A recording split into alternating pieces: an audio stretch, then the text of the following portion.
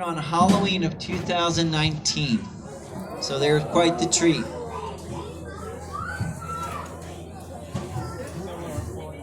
All right, ladies and gentlemen, we're ready to go. For your safety, please remain seated while the train is in motion. There's no eating or drinking on the train. Keep everything of value inside the train, especially your body parts. And there's no smoking throughout the entire zoo. Please let mothers Asante Mama. That means thank you, mother, in Swahili. All right, folks, we're ready to go. Wave and say Kwaheri to all the folks over here in the office. Hi, Ed. Kwaheri. Hi, Sean. Hi, Kwaheri. I don't even mean that, does it? Jumbo, everyone. That's hello in Swahili. My name is Brian. And you can actually see our 3 cheetahs over here. Now, they're brothers. They're called a coalition because when cheetahs live together, usually only the males live together, and they will live together their whole lives, usually around 12 years in the wild. The one cheetah who's just yawning right there, he's in charge. He's the largest of the 3 brothers. His name is Owens. And then the other 2 are Hark and Preep. I can't tell them apart because I can't see their face. Look at this magnificent animal. He's about 100 pounds. Pretty big for a cheetah. He gets that from his mother. He has a long, sleek body that gives him a good stride. I'm talking about you. His tail acts as a counterbalance or rudder, so he can make sharp turns going full speed. You can even see his paws. His paws have semi-retractable claws, more like a dog, so he has very good traction running. He can't climb trees or anything like that, but he can run very well and even jump. Okay? You can see their distinctive stripes. In fact, that's how you can tell them apart. One has extra stripes on his face. There's Hark and Preep. Preep has extra marks on his face. It's just chilling. They are the fastest laying animals and ambush hunters. They use those spots to hide in bushes, partial shadows. They'll come out, accelerate 0 to 60 miles per hour in just 3 seconds, reach a top speed of 70 miles per hour, and then they will chase their prey for about 7 minutes or 5 football field lengths. Then they have to stop and catch their breath.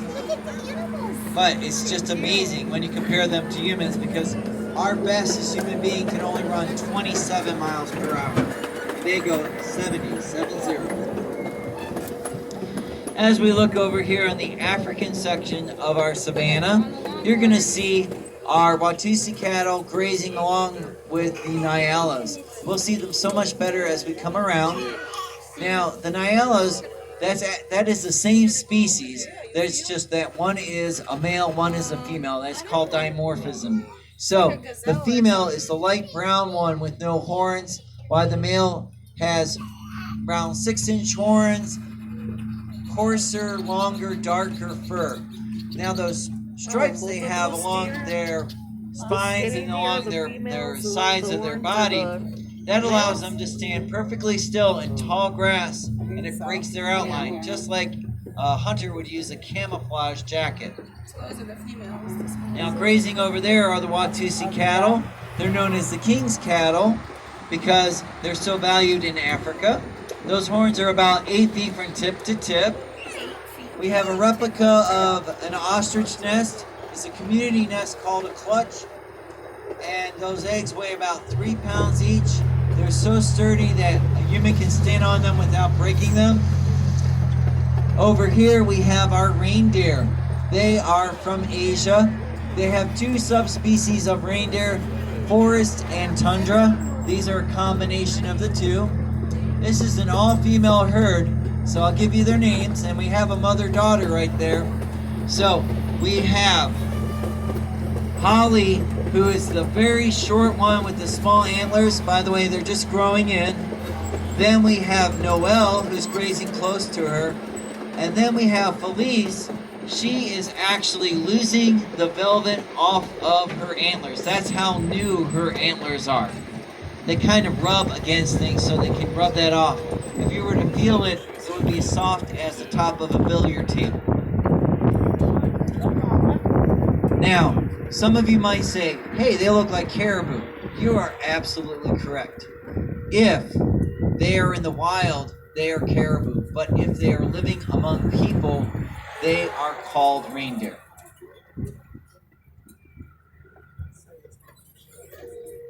Over to your left, you can see our train barn, where we keep our 3 engines and 2 trains. Our train was made by Chance Rides in Wichita, Kansas, and it's about 21 years young. It's actually very nice for its age. Same thing with the carousel, but that was made in Mansfield, Ohio. Alright, so we have 2 replicas of termite mounds. Hero of the Adventure would be so angry with us if we had real termites, because in one season they would devour at least one of those towers. So what happens in Africa is that elephants typically will knock over a tree. They'll strip all the leaves off, eat all the bark, and even, try to eat the roots to get the moisture out of it. The termites move in, then they make these giant cones, and they let them bake in the sun so they're as hard as concrete and have complex tunnels in there. When they run out of a source of wood, some of the tunnels and chambers will collapse, leaving the second replica. Right over here we have our Bactrin Camels. They are also from Asia, specifically the Gobi Desert, and that's located in China. It is very cold up there, very high elevation, so it's burning hot during the day and freezing cold at night. This is Sasha. She is a mother.